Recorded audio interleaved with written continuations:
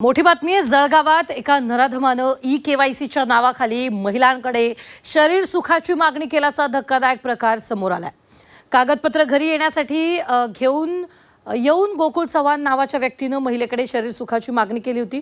तसंच आणखी एका महिलेकडेही पेन्शन मिळवून देण्याचं आमिष दाखवत प्रेम संबंधाची मागणी त्यानं केली होती।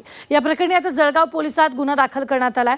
घटनेमुळे जळगाव जिल्ह्यासह महाराष्ट्रात संताप व्यक्त केला जातोय। काय घडलंय पाहूयात।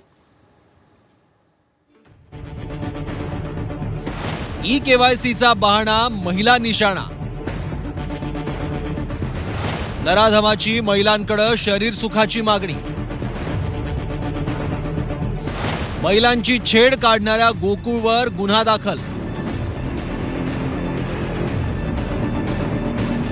जळगावातला हा गोकुळ चव्हाण पहा। या गोकुळ चव्हाणनं सभ्यतेची सीमा ओलांडली आहे। गोकुळ चव्हाण लाडकी बहीण योजनेसाठी ई-केवायसी करायचंय असं सांगून एका महिलेच्या घरी गेला। कागदपत्र मागितल्यावर संबंधित महिलेकडे शरीर सुखाची मागणी केली। नराधम गोकुळ एवढ्यावरच थांबला नाही, तर एका महिलेला निवृत्ती वेतन पुन्हा सुरू करून देतो अशी बतावणी करून प्रेमसंबंध प्रस्थापित करण्याची मागणी त्यानं केली। जळगाव पोलिसात या विकृत मनोवृत्तीच्या गोकुळ चव्हाण विरोधात गुन्हा दाखल करण्यात आलाय।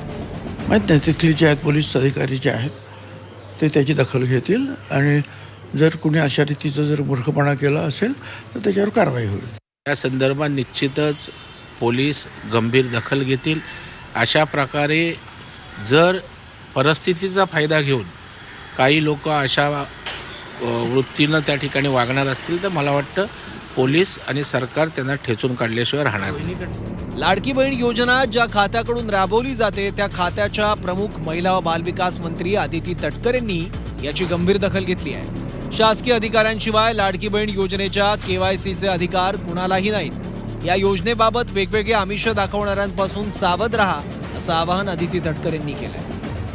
केवायसी काढण्याच्या नावावरून एका युवतीला शरीर सुखाची मागणी करण्यात आलेली आहे आणि त्या मुलीचा गुन्हा दाखल करण्यात आला। या प्रकरणामध्ये आपल्या माध्यमातून मला ही माहिती मिळते। मी अधिकची माहिती या संदर्भामध्ये घेईन। जर तसं असेल तर अतिशय घृणास्पद आणि निंदनीय प्रकार आहे। ज्यांनी कुणी केलेला असेल विभागाच्या वतीने सुमोटो आम्ही पोलिसांमध्ये त्या व्यक्तीविरुद्ध तक्रार दाखल करू आणि त्याच्यावर कडक शासन होईल ही खबरदारी म्हणजे सरकार म्हणून आणि म्हणून आम्ही निश्चितपणाने घेऊ।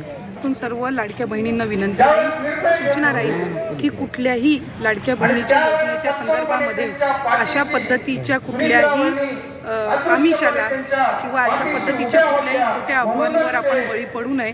आणि असं ई-केवायसी करण्यासाठी आपल्याला कुठल्याही व्यक्तीची शासकीय अधिकारी सोडून कोणाचीही गरज ही त्या ठिकाणी नसते। त्यामुळे अशा पद्धतीच्या खोट्या अफवांवर आणि अशा पद्धतीच्या खोट्या आमिषांवर कुठल्याही माता भगिनींनी लाडक्या बहिणींनी बळी पडू नये।